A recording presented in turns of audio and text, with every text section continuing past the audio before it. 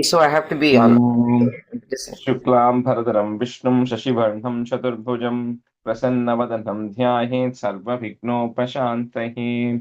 ॐ सहना भवतु सहनौ भुनक्तु सह वीर्यं करवावहै तेजस्विनावधीतमस्तु मा विद्विषावहै। ॐ शान्तिः शान्तिः शान्तिः। अगजानन पद्मार्कं गजाननमहर्निशम् अनेकदन्तं भक्तानाम् एकदन्तमुपास्महे। श्रीमहागणपतये नमः। गुरवे सर्वलोकानां विषजे भवरोगिणां निधये सर्वविद्यानां श्रीदक्षिणामूर्तये नमः। अस्मद्गुरुचरणारविन्दाभ्यां नमः। वसुदेवसुतं देवं कंसचाणूरमर्दनं देवकी परमानन्दं कृष्णं वन्दे जगद्गुरुं। ज्ञानानन्दमयं देवं निर्मलस्फटिकाकृतिम् आधारं सर्वविद्यानां श्रीहयग्रीवमुपास्महे। श्रीहयग्रीवमूर्तये नमः। सरस्वति नमस्तुभ्यं वरदे कामरूपिणि विद्यारम्भं करिष्यामि सिद्धिर्भवतु मे सदा। श्रीमहासरस्वत्यै नमः। उमाकोमलहस्ताब्जसम्भावितललाटकं हिरण्यकुण्डलं वन्दे कुमारं पुष्करस्रजं। வெற்றிவேல் முருகனுக்கு ஹரஹரோஹரா. லோகவீரியம் மகாபூஜ்யம் சர்வரக்ஷாகரம் விபும் பார்வதி ஹிருதயானந்தம் சாஸ்தாரம் பிரணமாம்யகம். சுவாமியே சரணமையப்பா. வாகர்த்தாவிவ சம்பிருக்தௌ வாகர்த்த பிரதிபத்தயே जगतः पितरौ वन्दे पार्वती परमेश्वरौ। श्री पार्वती परमेश्वराभ्यां नमः। कोमलं पूजयन् वेणुं श्यामलोऽयं कुमारकः वेदवेद्यं परब्रह्म तस्मै श्रीगुरवे नमः। अस्मद्गुरुचरणारविन्दाभ्यां नमः। श्रीकृष्ण गोविन्द हरे मुरारे श्रीनाथ नारायण वासुदेव। श्रीकृष्ण गोविन्द हरे मुरारे श्रीनाथ नारायण वासुदेव। श्रीकृष्ण गोविन्द हरे मुरारे श्रीनाथ नारायण वासुदेव। पीताम्बरं करविराजितचक्रशङ्खकौमोदकी सरसिजं करुणासमुद्रं राधासहायम् अतिसुन्दरमन्दहासं वातालयेशम् अनिशं हृदि भावयामि।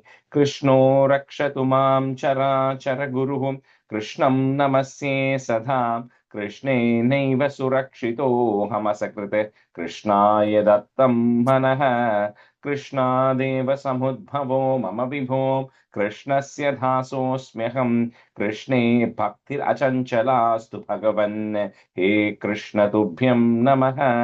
श्रीगुरुवायूरप्पा शरणं नम्राणां सन्निधत्ते सततमपि पुरस्तैरणभ्यर्थितानपि अर्थान् कामानजस्रं वितरति परमानन्दसान्द्रां गतिं च।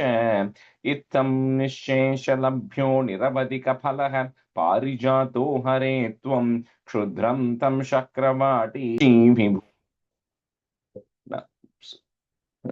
वंशीविभूषितकरात् नवनीरधाभात् पीताम्बरात् अरुणबिम्बफलाधरोष्टात् पूर्णेन्दुसुन्दरमुखात् अरविन्दनेत्रात् कृष्णात् परं किमपि तत्त्वमहं न जाने। കൈരണ്ടും കൂപ്പി ഞാൻ വീണ്ടുമീറക്കുന്നു നിറജലോചനാനിന്നോടായി. ഏതീനു മഞ്ഞനെ കുമ്പീടേണ്ടാത്തോരു രീതിയിൽ നീ എന്നെ പാലിക്കുന്നായി. കൃഷ്ണ ഹരേ ജയ കൃഷ്ണ ഹരേ ജയ കൃഷ്ണ ഹരേ ജയ കൃഷ്ണ ഹരേ. Good morning, everyone. Okay. So I wasn't sure how many were going to join today, but thought we'll still do the class. But I think we have enough number of people. So, all right, we'll start from stanza 9 of 98. Just see who all I had today.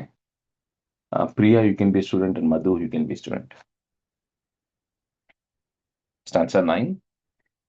त्रैलोक्यं भावयन्तं त्रिगुणमयमिदं त्र्यक्षरस्यैकवाच्यं त्रीशानाम् ऐक्यरूपं त्रिभिरपि निगमैः गीयमानस्वरूपं तिस्रोऽवस्थाभिदन्तं त्रियुगजनिजुषं त्रिक्रमाक्रान्तविश्वं त्रैकाल्ये भेदहीनं त्रिभिरहमनिशं योगभेदैर्भजे त्वाम्.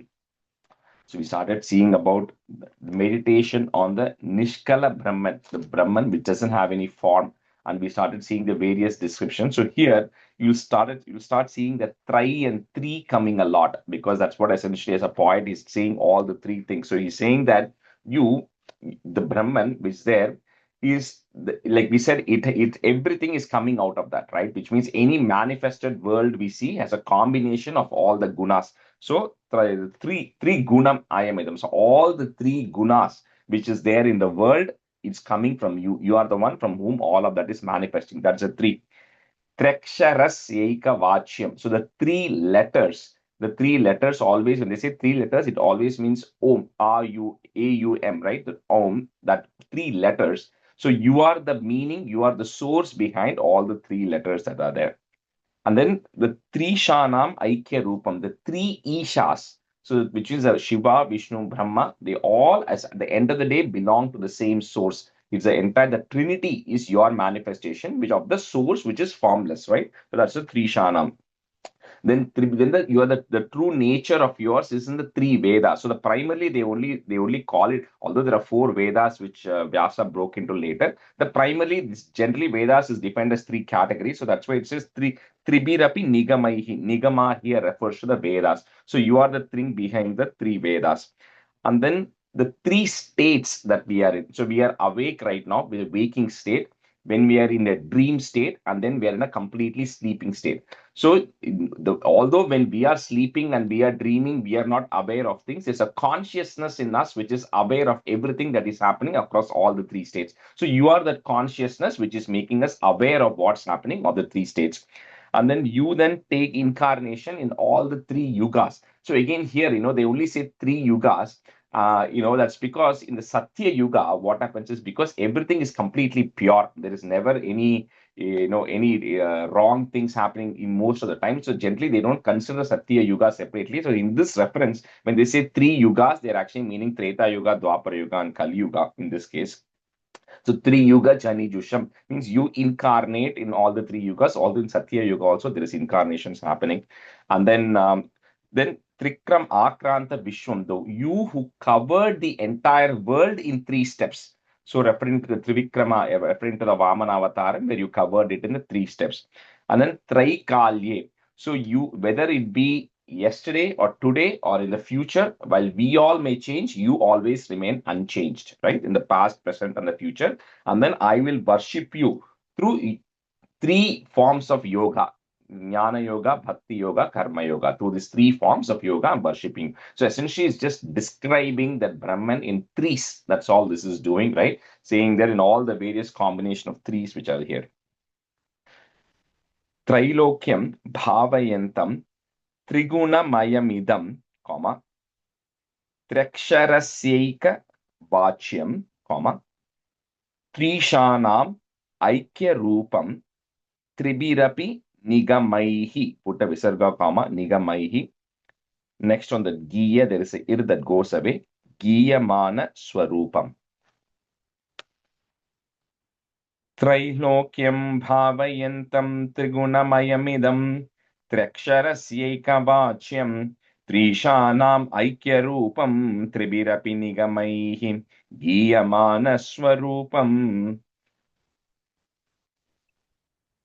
Trilokyam Bhavayantam Trigunamayamidam Triaksharasyaikavachyam Trishanamaikya-rupam Tribirapi Nigamaihi Giyamana-swarupam Trilokyam Bhavayantam Trigunamayamidam Triaksharasyaikavachyam Trishanamaikya-rupam Tribirapi Nigamaihi Giyamana-swarupam. त्रैलोक्यं भावयन्तं त्रिगुणमयमिदं त्यक्षरस्यैकवाच्यं त्रीशानाम् ऐक्यरूपं त्रिभिरपि निगमैः गीयमानस्वरूपं त्रैलोक्यं भावयन्तं त्रिगुणमयमिदं त्यक्षरस्यैकवाच्यं त्रीशानाम् ऐक्यरूपं त्रिभिरपि निगमैः गीयमानस्वरूपम् तिस्रो वस्ता विदन्तं Triyuga जनि जुषं त्रिक्रम आक्रांत विश्वं त्रैकाल्ये भेदहीनं त्रिभिरहमनिशं योग भेदैर्भजे त्वाम् तिस्रो वस्ताविदन्तं त्रियुगजनिजुषं त्रिक्रमाक्रांत विश्वं त्रैकाल्ये भेदहीनं त्रिभिरहमनिशं योग भेदैर्भजे त्वाम् तिस्रो वस्ताविदन्तं त्रियुगजनिजुषं त्रिक्रम आक्रांत विश्वं त्रैकाल्ये भेदहीनं त्रिभिरहमनिशं योगभेदैर्भजे त्वाम् तिस्रो वस्ताविदन्तं त्रियुगजनिजुषं त्रिक्रम आक्रांत विश्वं त्रैकाल्ये भेदहीनं त्रिभिरहमनिशं योगभेदैर्भजे त्वाम्. Rajesh, is it tistro or tisro? तिस्रो स्रा एस् तिस्रोवस्थाविदन्तं त्रियुगजनिजुषं त्रिक्रमाक्रान्तविश्वं त्रैकाल्ये भेदहीनं त्रिभिरहमनिशं योगभेदैर्भजे त्वाम् तिस्रोवस्थाविदन्तं त्रियुगजनिजुषं त्रिक्रमाक्रान्तविश्वं त्रैकाल्ये भेदहीनं त्रिभिरहमनिशं योगभेदैर्भजे त्वाम्. That's it. Satyam Shuddham Vibuddham Jayati Tava Vapuhu Nityamuktam Niriham Nirdvandvam Nirvikaram Nikila Gunagana Vyanjanadhara Bhutam Nirmulam Nirmalam Tan Niravadi Mahimollasi Nirlinamantaha Nissanganam Muninam Nirupama Paramananda Sandra Prakasham. You will start seeing the word ni is coming. So if nirmalam, malam is like impure, nirmalam means opposite of it, pure. So that's where the ni is coming in a lot of those things. So again, he's saying that you are true, satyam, you're always means unaffected by anything. Like we saw in the first stanza as well as in the first stanza of Narayaneeyam, see that Brahman doesn't change with time. We all change with time. There are sometimes we are old, sometimes we are young, but this Brahman doesn't change. It's always the same. It's shapeless, formless, but it also doesn't change at all.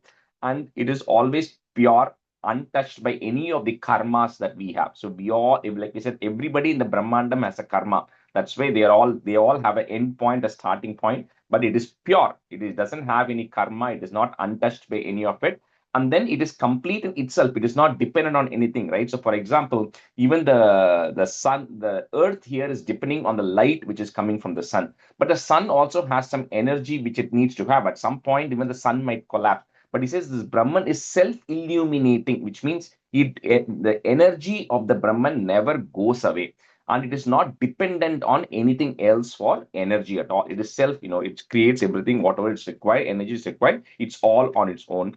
Then it is beyond, like we have the feelings of pain, heat, cold, and all of that stuff, but none of that affects the Brahman. It is beyond all of that stuff. Then, of course, like it says, it's not caused by anything. Nobody can tell. Absolutely no Upanishads, nothing can tell what caused the Brahman. All they can do is it starts from there and it never ends. So there is never a starting point or an ending point, right? It is just always there. So it's the cause behind everything else. So with this, it's just describing the various qualities of the Brahman, which is actually there.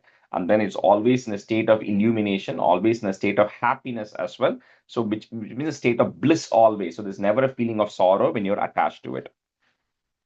Satyam Shuddham Vibuddham Jayati Tava Vapuhu. So put a visarga comma, Vapuhu.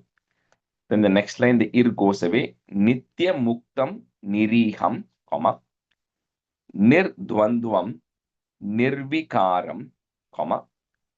So nirdvandam is it's dvandam is opposites. Nirdvandam means against opposites, which means it doesn't have any of the opposites that we have. Hot, cold, happy, sorrow, any of the opposites we have, it doesn't have any of those stuff. Nirdvandvam nirvikaram, comma, nikhila guna gana vyanjanadhara bhutam.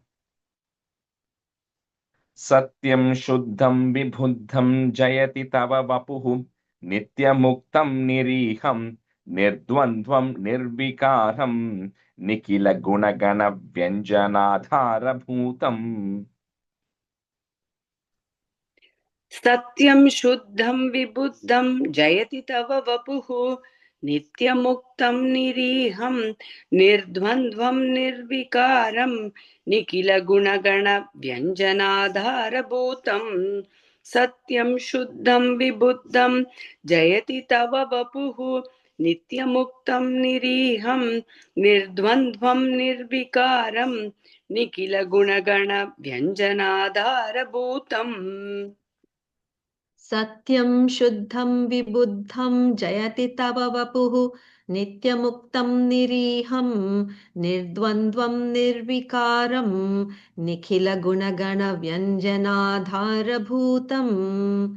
Satyam shuddham vibuddham jayati tava vapuhu nityamuktam niriham nirdvandvam nirvikaram nikhila gunagana vyanjanadhara-bhutam. Nirmoolam. So like moolam is the source, is the cause, right? So nirmoolam means it's causeless. So nothing else can cause it. Nirmoolam, nirmalam, comma, tan niravadi mahimollasi nirlinamantaha, visarga, comma, nirlinamantaha. Next word, the ir goes away in the first line, last first word. Nis sanganam muninam, comma, nirupama paramananda sandra prakasham. So like we discussed in the first stanza of this, right? Like if we have to describe any one of us, we can very easily describe, we'd say male or female, this height, this weight, this skin color, this eye color. We have specific characteristics by which we can describe. But the whole definition of Brahman is when somebody says describe the Brahman, says nobody can describe the Brahman. They can only tell what it is not, right? Like we said, it is always that one minus of what we know it is, right? So by telling that you are causeless, means if something doesn't have a cause, how do you define what it is, right? So you can just say it doesn't have a cause. You can say it doesn't have an end. It is always there. It is always present. It's pure. It is not affected by any of these things. So you can only say what it is not. There is never a definition of what it actually is.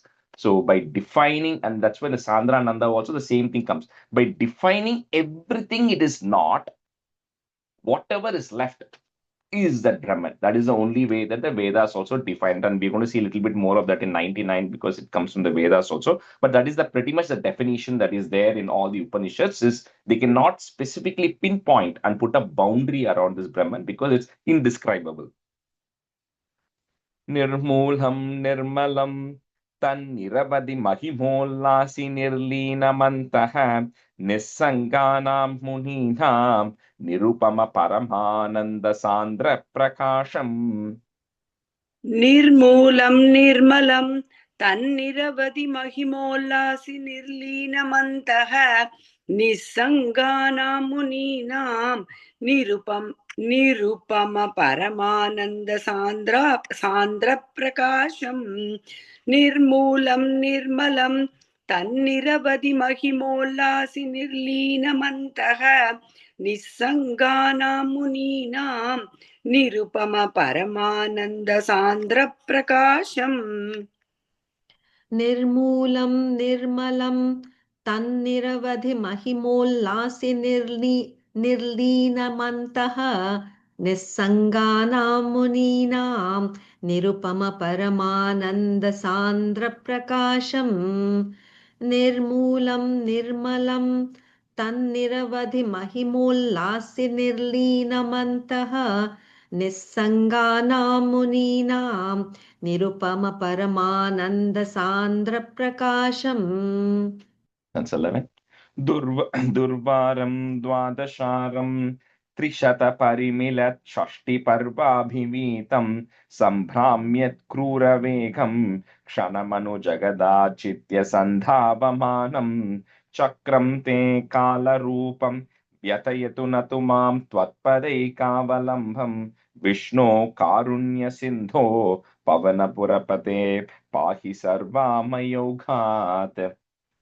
So, when we used to see that old Mahabharata, right, it used to show that wheel spinning, showing time, which is exactly what he's saying it is. He's saying you as time, and in Bhagavatam, it says time is nothing but an extension of Bhagavan. The whole concept of time also is something which is because we define time by 12 hours, 24 hours, and all of that stuff. But the moment things are going back and forth, is so anyway. So here the time is like a wheel, he says, is a wheel of time which has got 12 spokes. So which is 12 spokes referring to the 12 months which are actually there, and then it has got 360 teeth referring to the 360 approximate 360 days, right? So that wheel of time is constantly moving, and and once the time passes, we know it cannot come back. Whatever time is lost is not doing it, and it is just whether we are sleeping or we are awake or we are doing something, time is always going forward, right? So it says it is just this time is cutting through the universe constantly forward,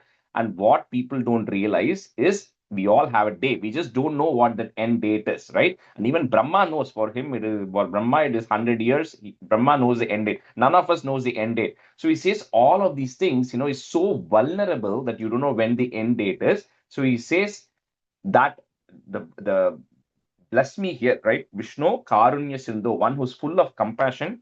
Please bless me so that I am, this time doesn't torment me or take me or distract me towards other material things, right? So I don't want to get stuck in the sufferings. I don't want to get stuck in the attachments. I don't want to get stuck in the all the distress and the desire. So please bless me. So this cuts through all of those things, cuts through all the unwanted things. So whatever limited time I have, I'm continuing to focus on you. So please bless me and eradicate my ailments so that I continue to not waste the time, which is constantly going forward and not waiting for us. Durvaram dvadasharam, trishata parimilat shashti parvabhivitam, sambhramyat krura vegam, kshanamanu jagadachitya sandhavamanam. Durvaram dvadasharam trishata parimilat shashti parvabhivitam sambhramyat krura vegam kshanamanu jagadachitya sandhavamanam. Durvaram dvadasharam trishata parimilat shashti parvabhivitam sambhramyat krura-vegam kshanam anujagada-chidya sandhavamanam. Durvaram dvadasharam trishata parimilat shashti parvabhivitam sambhramyat krura-vegam kshanamanu jagadachidya sandhavamanam. Durvaram dvadasharam trishata षष्टिपर्वाभिवीतं सम्भ्राम्यत् क्रूरवेगं क्षणमनुजगदाच्छिद्यसन्धावमानम्. दुर्वारं द्वादशारं त्रिशतपरिमिलत् षष्टिपर्वाभिवीतं सम्भ्राम्यत् क्रूरवेगं क्षणमनुजगदाच्छिद्यसन्धावमानम्. Chakram te kala rupam, vyathayatu natumam tvat padaikavalambham, So it says, for me, who is completely, the only option I have is tvatpada eka avalambam. I only have refuge in your feet. So for me, who was completely surrendered down to you, may this not torment me. May this not torment me. You could take it as make sure that there are no distractions so that I can remain on my path. Or the second thing could also be that I want to go over this concept of time. So we all have time. So I don't want to worry about time, which means really liberation. Because once you're liberated, then there is no starting point, ending point. You don't have to worry about months, days, all of that stuff. So it's a little bit, that's also, please free me up so I don't have to worry about it. Tvatpade Kavalambam, Vishnu Karunya Sindho, Pavana Purapate, Pahi Sarva Mayoghat. Chakram te Kala Rupam, Vyatayatu Natumam, Tvatpade Kavalambam, Vishnu Karunya Sindho, Pavana Purapate, Pahi Sarva Mayoghat. चक्रं ते कालरूपं व्यतयतु न तु मां त्वत्पदैकावलम्बं विष्णो कारुण्यसिन्धो पवनपुरपते पाहि सर्वामयौगात् चक्रं ते कालरूपं व्यतयतु न तु मां त्वत्पदैकावलम्बं विष्णो कारुण्यसिन्धो पवनपुरपते पाहि सर्वामयौगात् चक्रं ते कालरूपं व्यथयतु न तु मां त्वत्पदैकावलम्बम् विष्णु कारुण्यसिन्धो पवनपुरपते पाहि सर्वामयौघात् चक्रं ते कालरूपं व्यथयतु न तु मां त्वत्पदैकावलम्बम् विष्णु कारुण्यसिन्धो पवनपुरपते पाहि सर्वामयौघात्. Krishnaya Parabrahmane Namaha. Again, 99. Bhagavan Mahimanu Varnanam. So Mahima is a glory, the description of the glory. Now, all this stanzas in this chapter pretty much are the core context of the stanzas are actually taken from the Rig Veda, right? So, in fact, in my book, it has every stanza, it tells which chapter of Rig Veda it is actually coming from. But essentially, at the point being, like at the end of the day, the Vedas are also trying to describe this Brahman. It is also trying to describe the Lord, talks about the greatness of the Lord, right? But it is described in a certain way that is chantable. Here, and again, Bhagavatam also has a big portion dedicated to it. And what Bhattacharya has done here is taken those relevant things and put it in a form, right, as Narayaneeyam. But the meaning of it is pretty much exactly what is there. In fact, towards the end, some of them are exactly what is there in Purusha Suktam and a little word by word, right? Stanza 1. Vishnu, sorry, yeah, go ahead, yeah. So the first chapter also is called Bhagavan Mahimanu Varnanam. Yeah, the same thing. Yes, okay. Kind of wrapping up. So this to some extent, 99 is a wrap up of all the things we have learned, about the creation aspect, about the Brahman aspect. Everything kind of condenses here because the 100th is there's no description of anything abstract. Because the last stanza of this chapter, he'll say is I want to get away from this abstract view. I want to get into something which is a tangible view that I can focus on. And then 100th chapter is a description of that form that he sees, right? So you're pretty much right. Yeah, this is also the same as, because the first one also, the first stanza says, you are that view, Krishna, but the description is just the greatness, right? So, stanza 1. Vishnor Viryani Kova Katayatu Dharane Kaschareenunmimite Yasyaivangritrayena Trijagadabhimitam Modate Purna Sampate Yosau Vishwani Dhatte Priyamiha Paramam Dhamatasya Twadbhakta Yatra Madhyantyamritarasamarandassya Yatra Pravaha.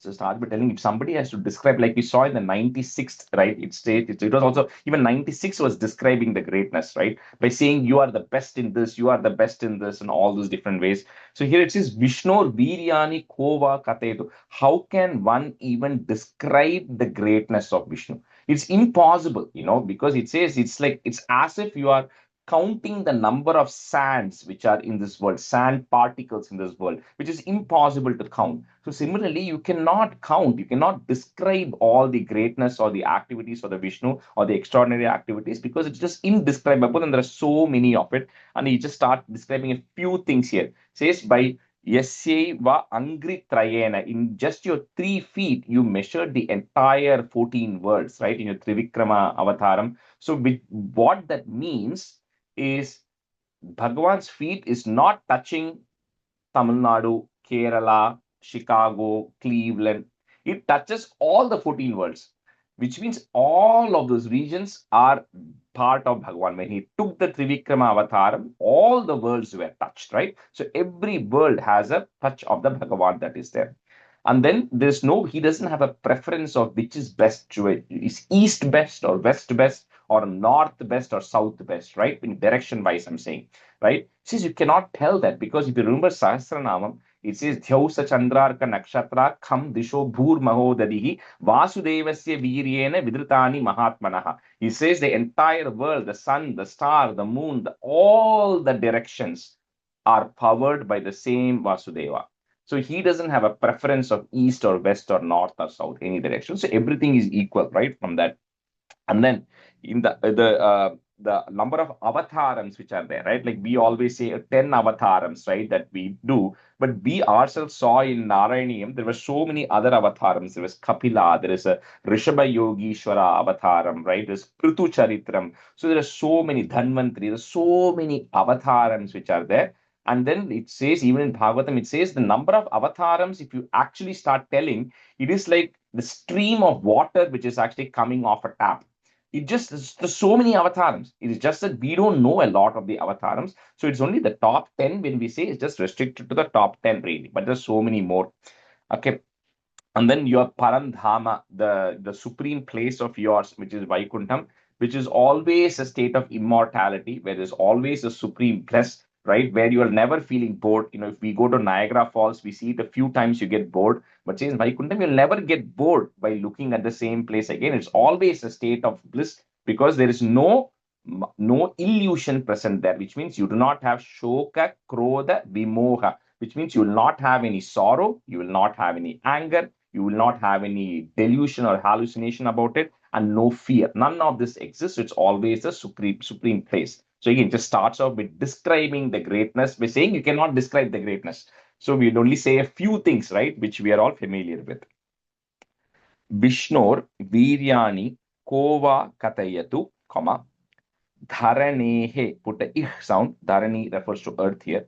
Dharaneh Kascha Renun Mimite, comma, Yasyevangri Trayena Trijagadabhimitam, comma, Modate Purna Sampat. Vishnor Viryani Kova Katayatu Dharane Kaschareenun Mimite Yasyevangri Trayena Trijagadabhimitam Modate Purna Sampat.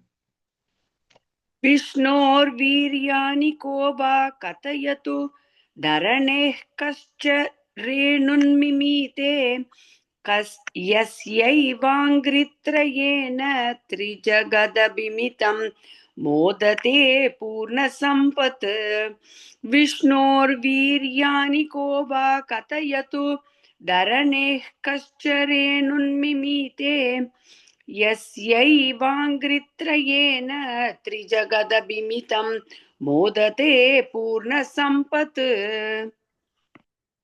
विष्णोर्वीर्याणि को वा कथयतु धरणेः कश्च रेणुन्मिमीते यस्यैवाङ्घ्रित्रयेण त्रिजगदभिमितं मोदते पूर्णसम्पत् विष्णोर्वीर्याणि को वा कथयतु धरणेः कश्च रेणुन्मिमीते यस्यैवाङ्घ्रित्रयेण त्रिजगदभिमितं मोदते पूर्णसम्पत् Yosau Vishwani Dhatte, comma, Priyamiha Paramam Dhama Tasyabhiyayam, comma, Tvat Bhakta Yatra Madhyanti Amrita. So remember the word Amrita there, but it's the Ya because Madhyanti Amrita. Madhyanti Amrita Rasa Marandasya Yatra Pravahaha. So it's the entire line is together. Last line. Yosau Vishwani Dhatte Priyamiha Paramam Dhama Tasyabhiyayam Twadbhakta Yatra MadhyantyamritarasamarandaSya Yatra Pravaha. योऽसौ विश्वानि दत्ते प्रियमिह परमं धाम तस्याभियायाम् त्वद्भक्ता यत्र माध्यन्त्यमृतरसमरन्दस्य यत्र प्रवाहः योऽसौ विश्वानि दत्ते प्रियमिह परमं धाम तस्याभियायाम् त्वद्भक्ता यत्र माध्यन्त्यमृतरसमरन्दस्य यत्र प्रवाहः. Rajeshri, in my book, I have Tad Bhakta. Is it Tvad? Twadbhakta. Your devotees. Tvad.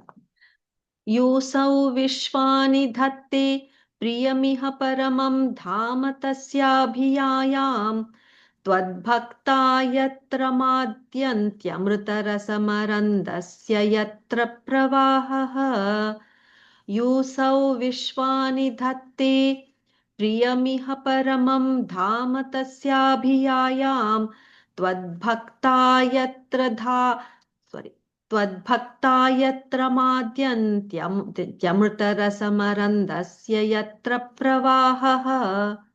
That's it too.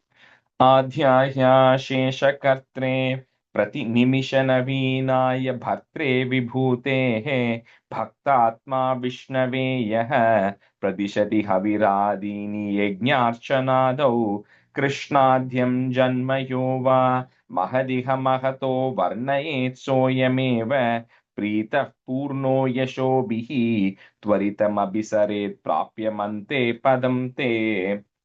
You see, for those who want to be Purna Yashobhihi, who want to be always happy and full of bliss, and who at the end of it, Ante Padamte, at the end, who want to attain your abode, right? Attain liberation. He says the primary things, the two things he says is, one is you whatever things you are doing, whatever religious things you're doing. So whether you're performing a yajnam or whether you're performing, some kind of a charity or whatever it is offer it to Bhagavan, right? That's the first thing, like we said, because that all has to be offered to him. That's number one. And then it describes him a little bit, saying that, like we said, it's Prakriti, Vikriti, he's existed before, and then who is Prati Nimisha Navinaya, who's new every minute, every moment, he's actually new. Because we keep looking at the same, that's why people ask, why do we do all these alankarams to Balaji or to Narayana, right? Is because so it's only for our purposes, right? Balaji or it doesn't have any issue. It's what you call, he's always fixed. But we like to see you new every single time, right? So that we feel happy about it. So with that, and also the Bhagavan also takes incarnations, various incarnations in various forms and shapes, because our mind requires something new all the time. If the same Matsyavataram was coming and getting rid of Hiranyakashipu, getting rid of Bali and all of that stuff, then we're also going to feel a little bored about it. So all those incarnations, all those names are all giving us that variety, right? So we all remain excited about these things. And then number two, the first one is offering all the sacrifices, everything to that Bhagavan who's always new, who always appears fresh. Second is who's always talks about the descriptions and the incarnations. Here specifically he says Krishna, because this is Bhattacharya writing. So he specifically says Krishna, and the reason he gives is, no, every Bhagavan, everybody will have their favorite God and all of that stuff. But for every Bhagavan, there is a level of respect we attach, right? Like if we talk about Rama today, Vishaka Hari, she's going to talk about Bhakti. She's going to reference Rama in that, if I remember right. So when you talk about Rama, you always put Sri Rama in an elevated state. You always look up to Rama, right? You always think of Rama as an ideal person, and then you look at the standard, you always think, but for Krishna, like what we saw in this entire Narayaneeyam and Krishna Avataram is, everybody looks at Krishna differently, right? Some people, some women, literally they want to marry Krishna, right? We have Mirabai, Andal, all of them, Ranganatha, Krishna, all same thing, but they all want to marry, right? The Gopikas loved, right? They wanted physical love. Some of them wanted brotherly relations. Some of them wanted, so everybody looks at Krishna differently. And they also think of Krishna as a boy, small baby, because when you look at a lot of these Kannada songs, Krishna ni bhegane baro, you say Tamil, we say da, vada, right? Like that is vada is normally said to somebody who is That is younger and because who are of not Liti. necessarily giving respect to, like because he's younger. So everybody relates to the Krishna differently. So he says it's very easy. That's why he's picking Krishna, because depending on your level, depending on what your preference is, you can relate to Krishna that way. There's no restrictions at all. But some gods like Devi, we look up to them, we treat them with respect. So not everybody may be able to relate to that. That's the point here. Adhyaya Shesha Kartre, Prati Nimisha Navinaya Bhartre Vibhutehe, putta visarga, Next word, the ir goes away. Bhaktatma Vishnave Yaha, Pradishati Haviradini Yajnarchanadau.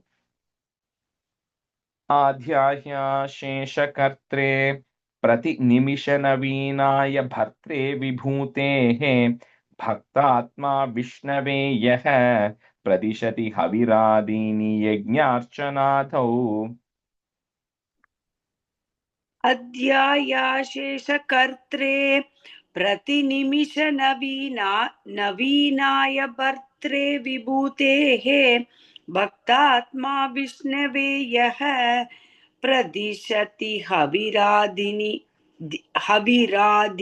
यज्ञार्चनादौ. First word, Priya, Adhyaya. आध्याय आध्यायाशेषकर्त्रे प्रतिनिमिष नवीनाय भर्त्रे विभूतेः भक्तात्मा विष्णवे यः प्रदिशति हविरादीनि यज्ञार्चनादौ. आद्याया शेषकर्त्रे प्रतिनिमिषनवीनाय भर्त्रे विभूतेः भक्तात्मा विष्णवे यः प्रदिशति हविरादीनि यज्ञार्चनादौ. आद्याया शेषकर्त्रे प्रतिनिमिषनवीनाय भर्त्रे विभूतेः भक्तानां विष्णवे यः प्रदिशति हविरादीनि यज्ञार्चनादौ. But the second line, first word, Bhaktatma. Bhaktatma. If we'll switch halfway. Jyoti Dev, you can be student, and Krishnanji, you can be student. Krishnadhyam Janma Yova, Mahadiha Mahato Varnayet Soyameva, Preetaha, put a F, Preetah Purno Yashobhihi, is goes away, Visarga, Yashobhihi, Twaritam Abhisaret Prapyam Ante Padamte. Krishnadhyam Janmayo va Mahadiha Mahato Varnayet Soyameva Preetah Purno Yashobhihi Twaritam Abhisaret Prapyamante Padamte. कृष्णाद्यं जन्मयो वा महदिह महदो वर्णयेत् सोऽयमेव वेदः पूर्णो यशोभिः त्वरितमभिसरेत् प्राप्य मन्दे पदं ते. कृष्णाद्यं जन्मयो वा महदिह महदो वर्णयेत् सोऽयमेव वेदः पूर्णो यशोभिः त्वरितमभिसरेत् प्राप्य मन्दे पदं ते. कृष्णाद्यां जन्मयो वा महिदमहदो वर्णयेत् सायमेव भेदः पूर्णो यशोभिः त्वरितमभिसरेत् प्राप्यमन्ते पदं ते. Second, last line, Yashobhihi, that Visarga is there, Yashobhihi. कृष्णाद्यां जन्मयो वा महदो वर्णयेत् सोऽयमेव भेदः पूर्णयो यशोभिः त्वरितमभिरसेत् प्राप्यमन्ते पदं ते. That's the thing. He stotarah kavindraha tamiha khalu yata chetayadve tathaiva vyaktam vedasya sarham pranuvata jananopata leela katabihi janantaschasya namanya kila sukakaraniti sankirtayadvam he Vishnu kirtanadhyaihi tava khalu mahatastattva bodham bhajeyam. His Totara, people who sing the praise, Kavindraha, all the poets, right? He says, all the people who have all this knowledge, people who have the knowledge of singing, people who have the knowledge of composing, he says, why are you wasting that knowledge in talking about the greatness of kings and in talking about the greatness of the people, right? He says, you push that line, the Tyagaraja, all of these great people, they use the knowledge they had to talk about Bhagavan, right? All of the Carnatic songs, every single Carnatic song is affection towards some Bhagavan. Tyagaraja, all songs are towards Rama, right? So he says, all the knowledge you have, whatever way you can sing the praise of the Lord, whether the incarnations and the whatever way you have experienced it is, right? So that is the greatest of Sanatana Dharma. We don't have to say this is the only way of doing it. Each one has experienced Bhagavan differently, right? When we see Tyagaraja, because the Keelan Tyagaraja Utsavam going on, he's always been worshipping Rama in a particular way. When we see how Bhattatripad is looking at Guru Ayappan, he looks at it different. Shukha Brahma, when he talks in Bhagavatam, he different. So there's no one format, right? Each one's connection is unique. But they use their knowledge and that connection and they use their skills to do it in that way. So he says that way you please praise this Bhagavan who is the Vedasya Saram, who is the essence of all the Vedas which are there. Because even in all the Vedas, at the end of the day, the core truth that all of this is pointing to that same Bhagavan, right? One who is actually that Bhagavan. And also know that by constantly saying the names and chanting the names of his, what it actually gives is through Sankirta Yadvam, through the constant chanting of the names is Akhila Sukha Karaniti. It will always give you limitless happiness. There is no limit. You're never going to get bored, right, of doing it. And the beauty of the Nama Japam is what he's saying here, right, is there's no restrictions of when you can say it, who can say it, how you need to say it. When you're chanting Vedas, then of course there are restrictions, right, of who can say it, how you need to say it, when you can say it. All those restrictions are there. But for saying Nama Sankirtanam, for saying Krishna, Rama, all of those names of Bhagavan, there's absolutely no restriction that is there. Anybody can say it anytime, any place, right? There's no restriction on that. So with this, I'm kind of saying is that in this way, by constantly be doing this, may I attain. That's the only way I can understand your true nature, is by constantly saying this, because it's very difficult to grasp it, right? Now, in terms of this devotion, because this is in that topic, right? In Prahlada Stuti, when Prahlada is doing, when Prahlada talks to Hiranyakashipu, he tells there are 9 types of devotion one can actually have. Okay? The 9 types of devotion is, he says, one, you can just hear Shravanam, right? You can just hear, like Bhagavatam, all you have to do is just hear. You don't have to say it, you don't have to tell it, etc. Shravanam. The second is Kirtanam, is chanting about the names, right, that we do of Kirtanam. Second is Smaranam, so remembering stuff. You don't have to say anything. If you cannot talk, if you cannot say anything, lie in your bed, think about all the incarnations. So just Smaranam is enough. Fourth is Pada Sevana, so worshipping the feet of Bhagavan. Now, we don't have physical Bhagavan that we can go worship the feet, but we can at least, we have images, we have idols, right? So we can still worship the feet of Bhagavan, even in your mind or physically also. Archanam, so performing Archana, right? Offering the various flowers or rice or whatever you have, Archanam, which is there. Then Vandanam is the regular prayers we do, all the prayers we chant that we are there. Then the next one is Dasyam. Dasyam is being a servant of Bhagavan. And what that being servant means, the reference to servant here is, the servant is dependent on the master. The servant cannot do what he or she wants. So by being a servant of Bhagavan, you are essentially saying, I am not controlling anything. You are the controller. So whatever happens, so be it. I'm going to accept that, right? That's the Dasyam. And then Sakyam. Sakyam is being friend of Bhagavan. You don't have to think of, like we said, as Bhagavan as somebody who's superior to you as a master. You can treat him as a friend. And then Atma Nivedana, which is completely surrendering everything. So he says any of these 9 forms of devotion which is actually there, you can have, And only through these 9 forms you can truly realize who the Bhagavan is. But if you try to keep thinking and contemplating logically, we will never be able to understand it. So these are the 9 things that Prahlada says, which is very relevant here. He stotarah put ih. He stotarah kavindraha.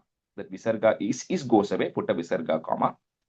Tamiha khalu yata chetayadve tathaiva comma. Vyaktam vedasya saram comma. Pranuvata jananopata leela kathabihi. He stotarah kavindraha tamiha khalu yata chetayadve tathaiva vyaktam vedasya saram pranuvata jananopata leela kathabihi. हे स्तोदारः कवीन्द्राः तमिह खलु यथा छेदयध्वे तथैव व्यक्तं वेदस्य सारं प्रणुवद जननोपात्तलीलाकथाभिः हे स्तोदारः कवीन्द्राः तमिह खलु यथा छेदयध्वे तथैव व्यक्तं वेदस्य सारं प्रणुवद जननोपात्तलीलाकथाभिः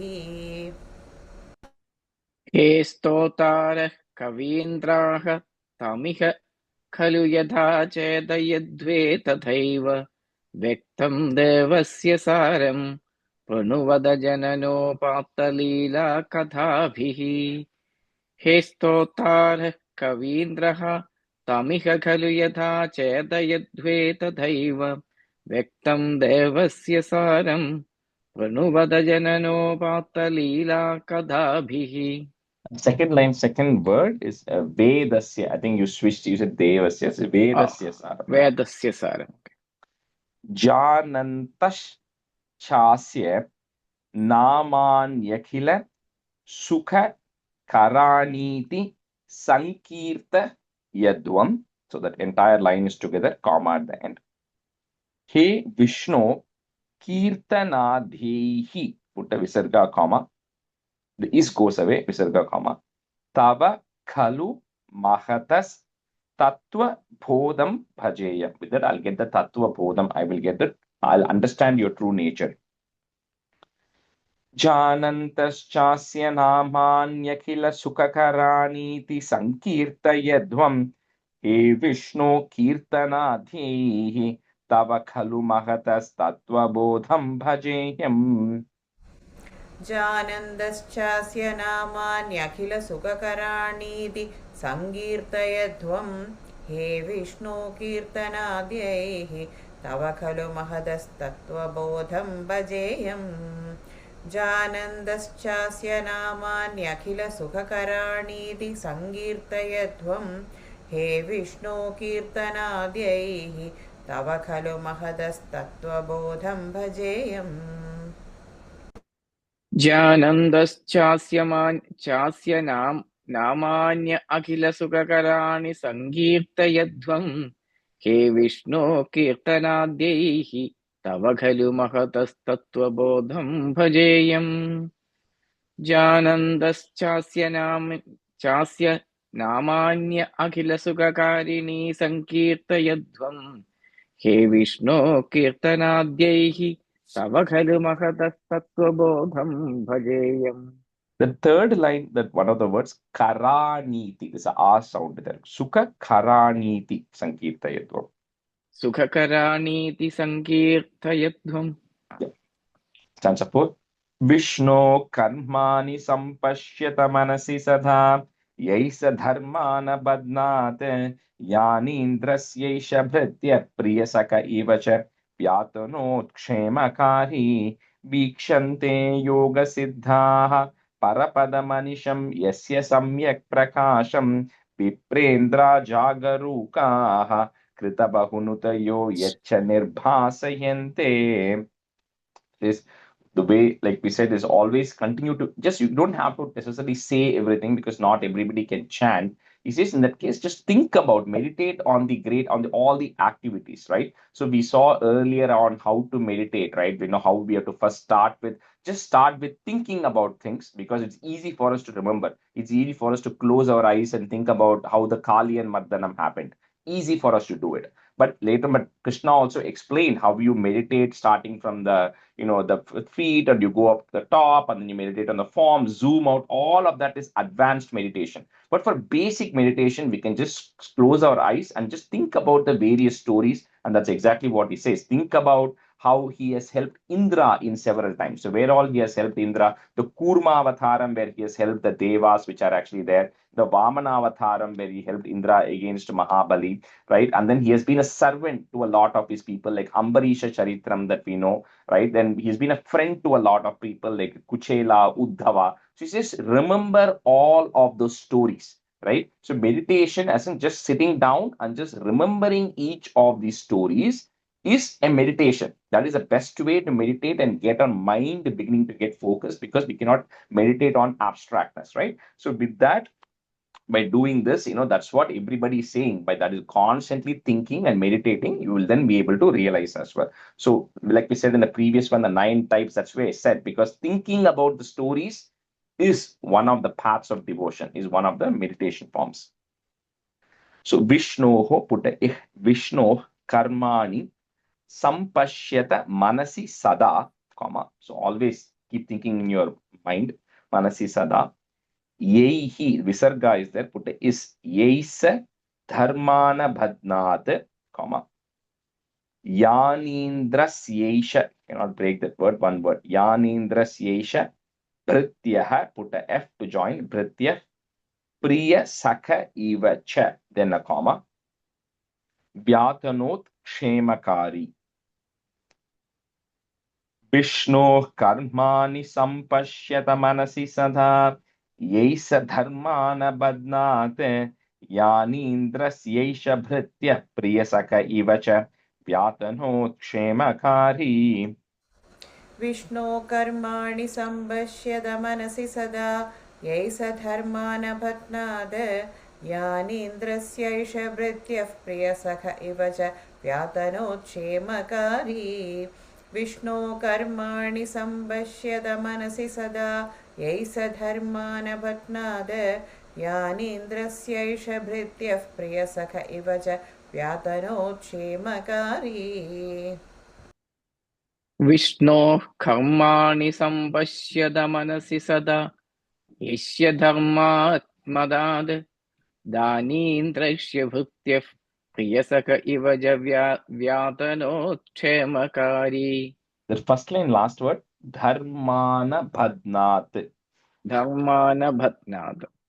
Vishno karmani sampashyada manasi sada yesya dharmana bhatnad dhanindrasya bhutya priyasaka ivaja vyatanokshemakari.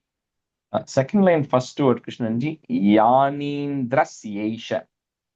Dhanin, is it dya or ya? Why? Okay. Ya sound. Yanindras yesha. Okay. Yanindras. Vikshante yoga siddhaha, comma, parapadam anisham yasya samyak prakasham, comma, viprendra jagarukaha, comma, krita bahu nutayo yacha nirbhasayante.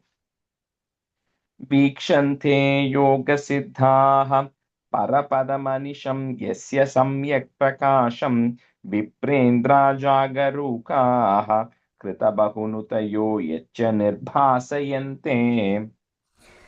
वीक्षन्ते योगसिद्धाः परपदमनिशं वीक्षन्ते योगसिद्धाः परपदमनिशं यस्य सम्यक् प्रकाशं विप्रेन्द्रा जागरूकाः कृतबहुनुतयो यच्च निर्भासयन्ते वीक्षन्ते योगसिद्धाः परपदमनिशं यस्य सम्यक् प्रकाशं विप्रेन्द्रा जागरूकाः कृतबहुनुतयो यच्च निर्भासयन्ते. वीक्षन्ते योगसिद्धाः परपदमनिशं यस्य सम्यक् प्रकाशं विप्रेन्द्राजागरूकाः कृतबहुनुतयो यश्च निर्भासयन्ते वीक्षन्ते योगसिद्धाः परपदमनिशं यस्य सम्यक् प्रकाशं विप्रेन्द्राजागरूपाः कृतबहुनुतयो यश्च निर्भासयन्ते. That's right.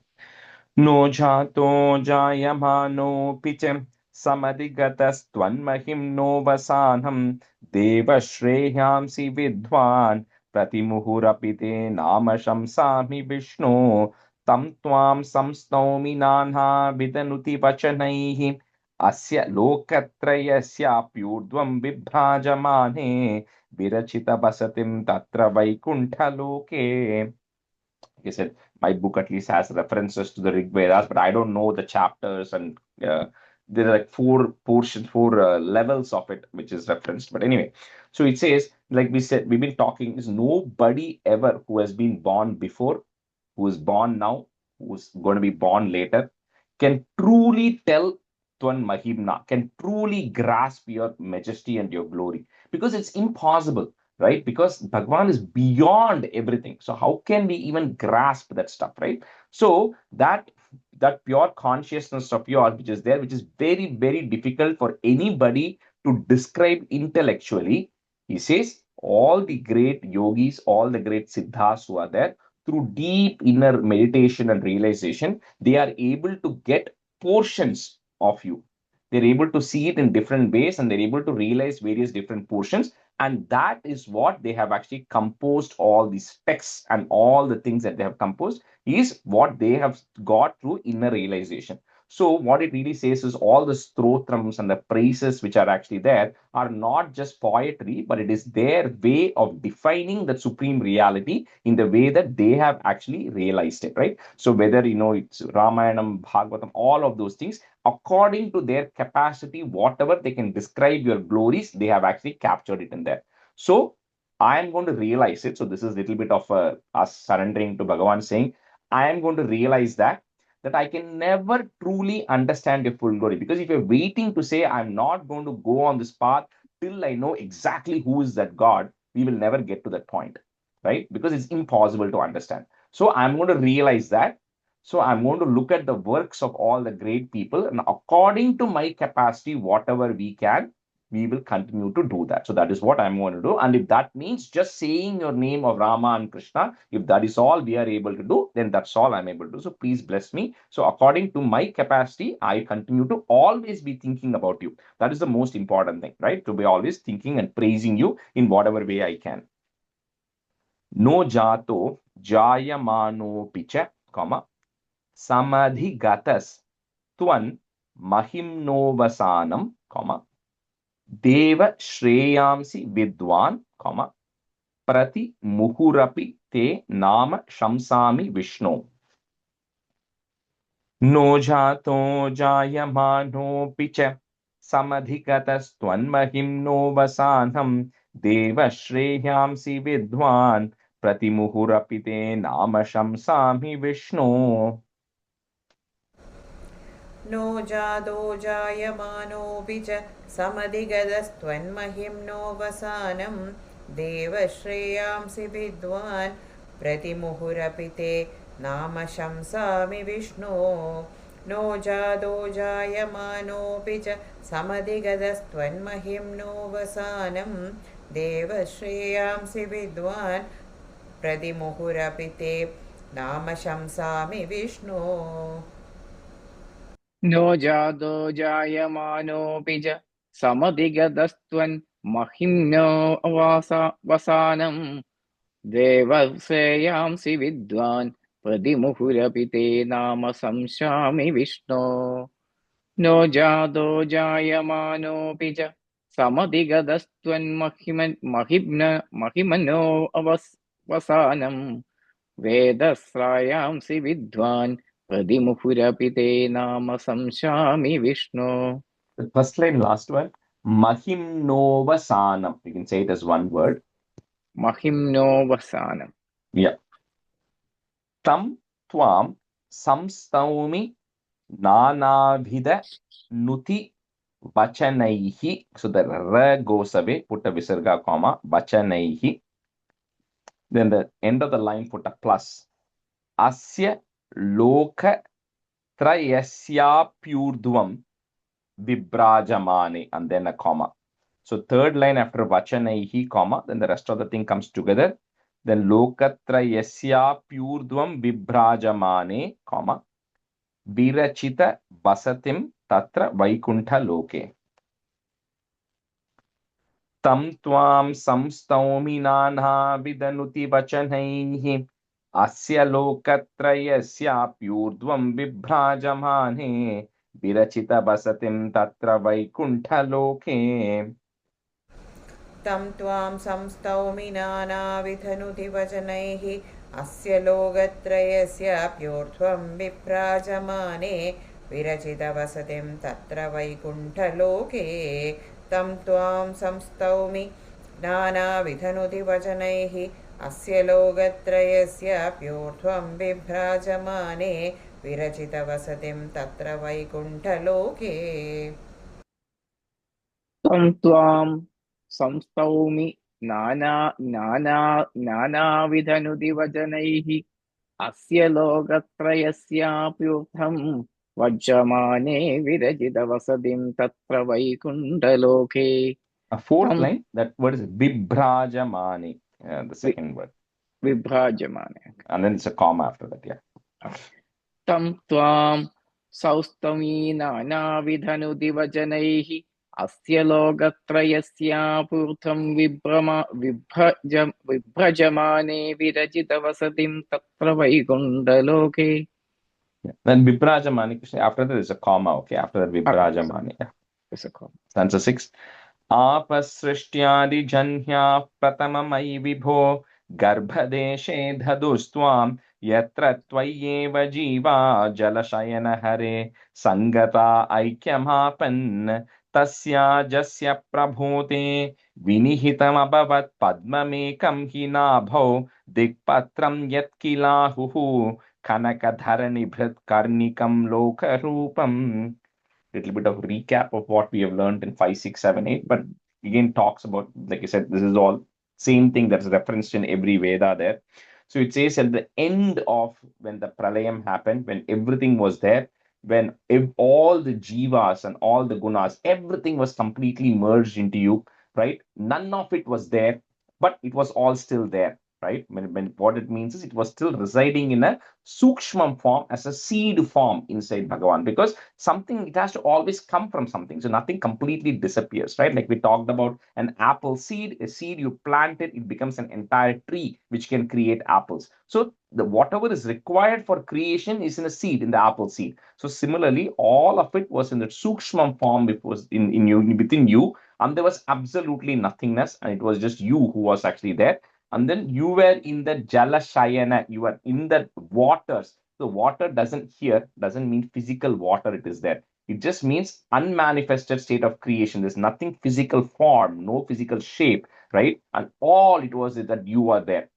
All the jivas were merged into you. At that time, from you, then came Padma Mekam Hi Nabhav. Then at the end of the two Parardas, when all of that is done, and then you decide, that time has come for creation to happen, then things naturally kick in, very similar to how you bring a magnet to near a set of nails. It naturally has the properties to attract it. Similarly, when the time has passed, it naturally from you, the creation starts again. And when the creation starts again, first everything comes in the bud form, like we saw earlier, like a lotus bud, because that has everything that is required for creation comes out of you, and then it expands. Like we said earlier, a long time back, we said the lotus references saying that when you peel the lotus flower, you have the bud, then you start peeling one petal at a time in all the 8 directions, right? That is the reference here. The world, then the universe starts getting formed in all the 8 directions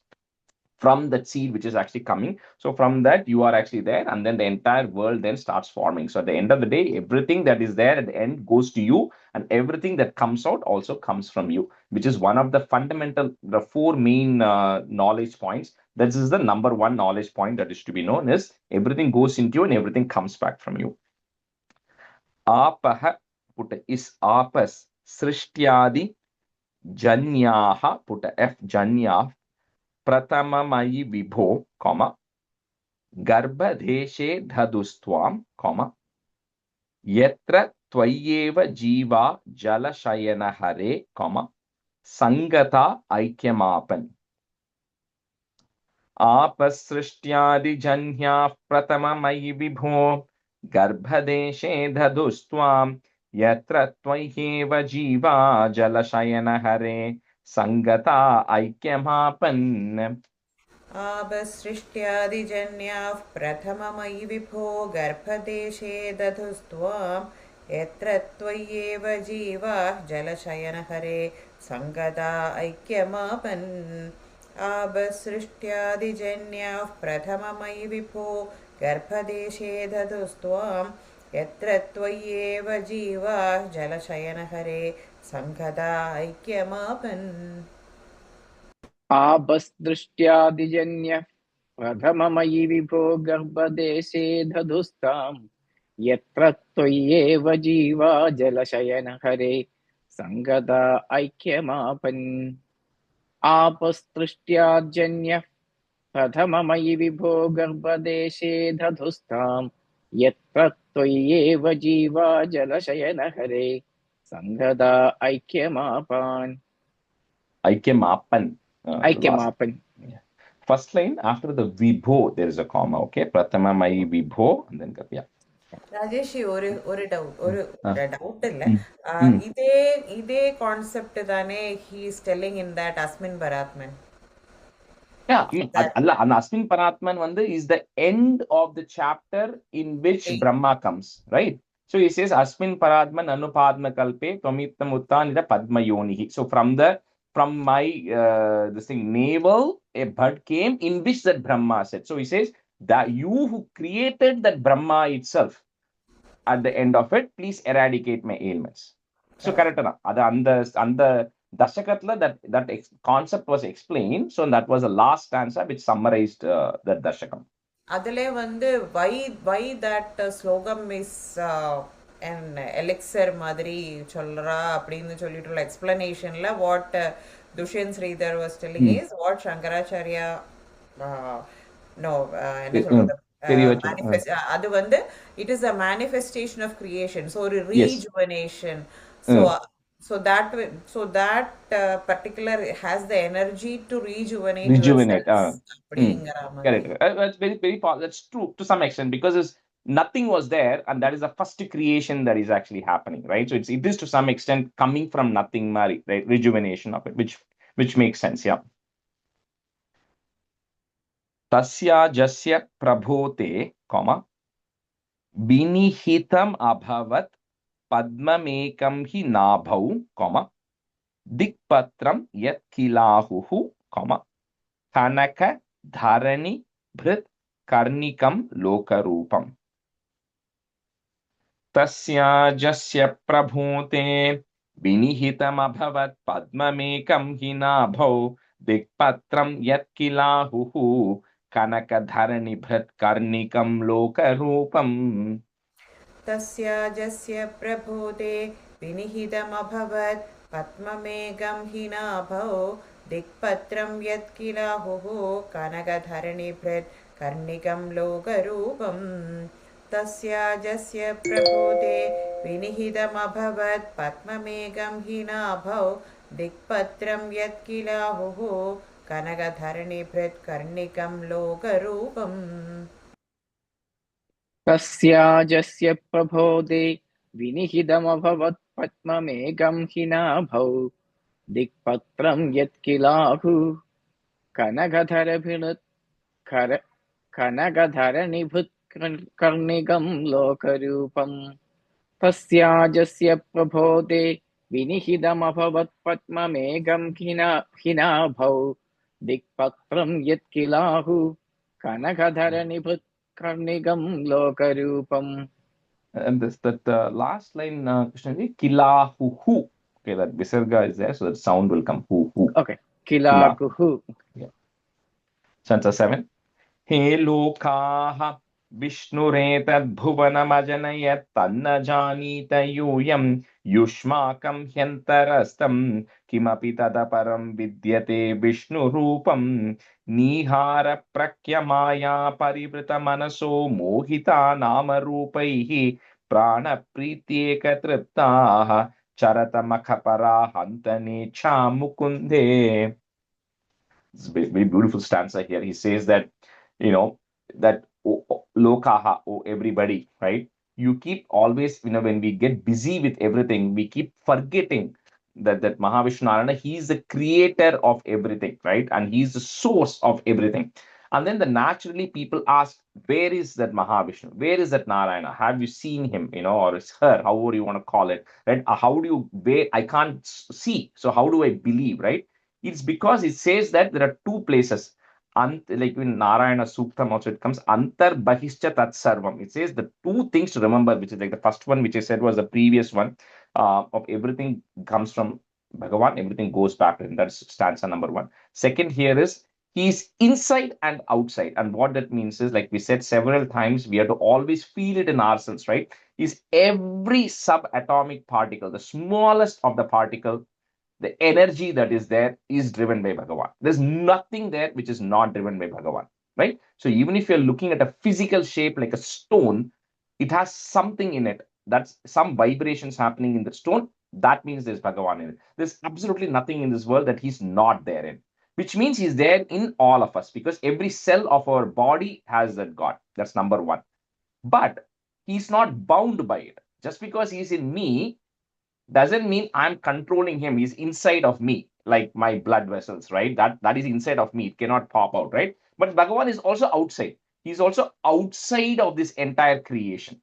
So that is the second knowledge, right? He's inside of every single thing, but he's also outside of every single creation that exists. So outside of this Brahmandam, where all these 14 worlds are there, right? That is the second. I'm saying 2 out of 4 because in Bhagavatam, this is called Chatushloki Bhagavatam. The whole 18,000 stanzas are only 4 points, which are explained through 18,000 stanzas. The one was what I said earlier. This is the second one. Saying is an inside, is an outside. So how is this explained? So when you talk about Narasimha Avatam, the entire Prahlada Charitram is what? Saying he's everywhere. He can be in the pillar, right? Pillar is an inanimate object, right? That is what it's trying to prove. So all this gives stories to explain only 4 concepts. So this is the second concept to say is inside and outside of everything. So without realizing it, what do? Mohita nama rupaihi. We get infatuated with names and shapes, right? We say this person is good, this person is bad, this Bhagavan is good, this Bhagavan is bad, because of just pure names and because of the shape of different things. But in reality, it doesn't. He's inside every single thing and he's outside of every single thing, right? So without knowing it, we end up going in different tracks because we believe one is better than the other. We end up going in all these different directions. And at the end, Hanta is alas, right? Unfortunately, alas. Hanta na icha mukunde. By doing it, you forget the core devotion that is there, right? So this is referring to, there is a people called as a Purva Mimamsas. So in Yajva Patni, it's Dasakam 61, when Krishna goes to the forest, to the Yajva Patnis, right, where he goes and he sends the 2 boys, the Krishna Balarama send the boys to ask for food. When the people are performing the Homa, they are like, we are in the middle of the Homam, we can't like respond to you, which is fair because for them, they are performing the Homam. That is important, right? But they forget that Bhagavan himself is coming and asking for food. Right, so that concept got missed there, right? But the Yajva Patnis end up realizing it and giving. So he says, nobody's saying don't do things, but do not forget that the root of it is you're doing it for Bhagavan. The devotion to Bhagavan has to be there. And by doing all this, getting infatuated with a lot of things, what we end up doing is na icha mukunde. We end up forgetting that. That's why Shankaracharya beautifully said, don't break your head with doing all these things. Just bhaja Govindam, right? Just by praying, just saying Govinda, Govinda and doing that, you will get liberated. You don't have to complicate yourselves by doing too many things, right? But it's very difficult for us, right? We want to do a lot of things. We feel like that is important, but all of that is fine. But don't forget the root purpose. Root purpose is devotion. the devotion goes missing, then all of that goes far away. That's exactly what he's saying here. He lokaha. So add a visarga there and a comma. He lokaha. Second exclamation mark. So comma. Vishnuretat bhuvanam ajhanayat tanna janita yuyam, comma. Yushmakam hyantarastam, comma. Kimapi tadaparam vidyate Vishnu rupam. He lokaha Vishnuretad bhuvanamajanayat tanna janita yuyam yushmakam hyantarastam kimapi tadaparam vidyate Vishnu rupam. हे लोकाः विष्णुरेतद्भुवनमजनयत् तन्न जानीथ यूयं युष्माकं ह्यन्तरस्तं किमपि तदपरं विद्यते विष्णुरूपम् हे लोकाः विष्णुरेतद्भुवनमजनयत् तन्न जानीथ यूयं युष्माकं ह्यन्तरस्तं किमपि तदपरं विद्यते विष्णुरूपम् हे लोकाः विष्णुरेतद्भुवनमजनयत् तन्न जानीथ यूयं युष्माकं हन्त्यरस्तं किमपि तदपरं विद्यते विष्णुरूपम् हे लोकाः विष्णुरेतद्भुवनमजनयत् तन्न जानीथ यूयं युष्माकं हन्त्यरस्तं किमपि तदपरं विद्यते विष्णुरूपम्. Krishna, the second line, second word, it's like a half sound. Hyantarastam. Hyantarasam. Yeah, rastam, yeah. Hyantarasam. Nihara prakya maya parivrita manaso mohita nama rupaihi, comma. Whole line is together. Prana pritieka triptaha. Put a ish goes away. Put a visarga, comma. Charata makhapara hanta necha mukunde. Nihara prakyamaya parivrita manaso mohita nama rupaihi prana pritieka triptaha charata makhapara hanta necha mukunde. निहार प्रख्यमाया परिवृतमनसो मोहिता नामरूपैः प्राणप्रीत्येकतृप्ताः चरथमखपरा हन्तनेच्छा मुकुन्दे निहार प्रख्यमाया परिवृतमनसो मोहिता नामरूपैः प्राणप्रीत्येकतृप्ताः चरथमखपरा हन्तनेच्छा मुकुन्दे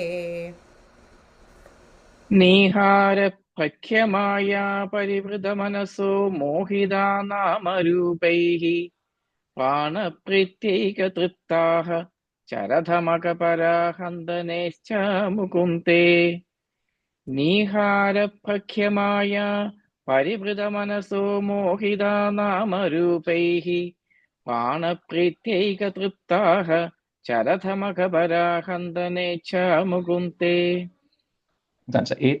Murdhnam akshnam padhanam vagasi khalu sahasrani sampurya vishwam tat protkramyapi tishthan parimita vivare bhasi chittaantarepi bhutam bhavyam cha sarvam parapurusha bhavan kincha dehendriyadishva vishtopyutkatatvat amrita sukharasam chanubhungshe tvameva. So like I said, everything is reference to the Vedas, but we don't know all the Vedas. But this one, a lot of you might know. Purusha Suktam, the first line, Sahasra Shirsha Purushaha, Sahasraksha Sahasrapat, Sa Bhumim Vishwato Vritva, Atyadishta Dashangulam, which is the first two lines here, saying, you, O Purusha, is Sahasra Shirsha. So it says Murdhanam, Akshnam, Padanam, Sahasrani. The words are there. It's just read in a different way, right? So it says you have thousands of heads and eyes and feet. That means you cannot imagine, don't imagine like Ravana, that this Purusha has 1,000 heads, right? Or 1,000 eyes, like all of that. So what it means is, by saying you have thousands of eyes, means you, he or she, Purusha, can see everything that you can see and more. He has eyes all over, which means there's nothing that you can escape. So we cannot be in a room hiding and doing some crime and realize that he cannot see it, right? He can always see it, right? Whatever that is actually there. And the head is where we say the brain is, where the knowledge is, right? So when you say thousands of heads, that means he's got so much knowledge, right? You cannot compare. And it's not thousand here, it's thousands, which means there's no limit, there's no count, right? The object. And feet. Why is thousands of feet relevant? Is because I am sitting here in Buffalo Grove today, when I can go only as far as my feet can go or where my vehicle can take. By saying thousands of feet, he's there all over. There's no place he's not there, right? So that's what he's saying. So you are there, like we said, everywhere. You are inside, you are everywhere. You have all this, and you're beyond all of this as well, right? So that's why that's the first starting of Purusha Suktam itself, just describes that in that way. So you're all pervading, right? And then the second line in Purusha Suktam is Purusha evedagum sarvam yat bhutam yat cha bhavyam, which means that everything functions only because of that Purusha. There's nothing that can exist independent of that Purusha. So that is the third thing that I was telling you in the Bhagavatam. That's exactly that. He's saying nothing can function on its own in this world, in this entire Brahmandam. Nothing can function on its own. It is all because of the energy of Bhagavan, because of the energy of the Brahman, that everything is happening. So including for us, thinking, seeing, acting, the world existing, all of that is in a standard routine. Everything performs systematically, right? All of that is only because of that, right? So that is the main thing that is there. And the other thing, it continues saying that, like we saw in 98, right? He's in the past, he's now, he's in the future, and all of those things. So anyway, that just continues here. So Murdnam Akshnam Padanam, comma, Bahasi Khalu Sahasrani Sampurya Vishwam, comma, Tat Protkramyapi Tishthan, comma, Parimita Vivare Bhasi Chittantarepi. Murdnam Akshnam Padhanam Bahasi Khalu Sahasrani Sampurya Vishwam Tat Protkramyapi Tishthan Parimita Vivare Bhasi Chittantarepi. Murthnam akshnam padanam vahasi khalu sahasrani sambhurya vishwam tat protkramya vitishtan parimita vivare bhasi chittantarepi. Murthnam akshnam padanam vahasi khalu sahasrani sambhurya vishwam tat protkramya vitishtan parimita vivare bhasi chittantarepi. Mudjam Ashnam Padanam Vahasi Khalu Sahasrani Sampurya Vishwam Tatpotkamyapi Tishtan Parimida Vivare Bhasi Chittantarepi. Mudjam Ashnam Padanam Vahasi Khalu Sahasrani Sampurya Vishwam Tatpotkamyapi Tishtan Parimida Vivare Bhasi Chittantarepi. Below the last two quickly. Bhutam bhavyam cha sarvam parapurusha bhavan, comma, kincha dehendriyadi, put a plus, dehendriyadish vavistopyut. That's a long word, cannot break it too much, sorry. Dehendriyadish vavistopyut gatatvat. So the da that is there before the mrita. So we're going to break it into it. Gatatvat, comma, amrita sukha rasam chanubhungshe tvameva. We just repeat one time, Jyoti and Krishnaji. Bhutam bhavyam cha sarvam parapurusha bhavan kincha dehendriyadish vavistopyut gatatvat amrita sukha rasam chanubhungshe tvameva.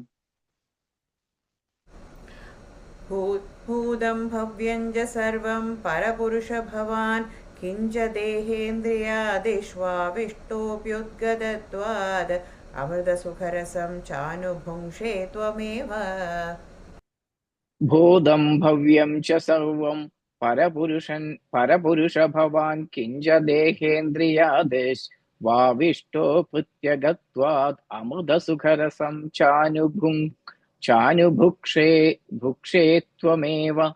There's the ing sound, chanu bhunkshe. त्वमेव.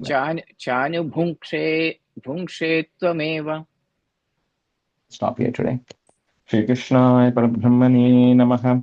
सान्ध्यानन्दावबोधात्मकमनुपमितं कालधेशावधिभ्यां निर्मुक्तं नित्यमुक्तं निगमशतसहस्रेण निर्भास्यमानम् अस्पष्टं दृष्टमात्रे पुनरुरुपुरुषार्थात्मकं ब्रह्मतत्त्वं तत्तावद्भाति साक्षात् गुरुपवनपुरे हन्त भाग्यं जनानां कायेन वाचा मनसेन्द्रियैर्वा बुद्ध्यात्मना वा प्रकृते स्वभावात् करोमि यद्यत् सकलं परस्मै नारायणायेति समर्पयामि. Thank you, everyone. Thank you. Thank you, Thank you. Raja. Thank you.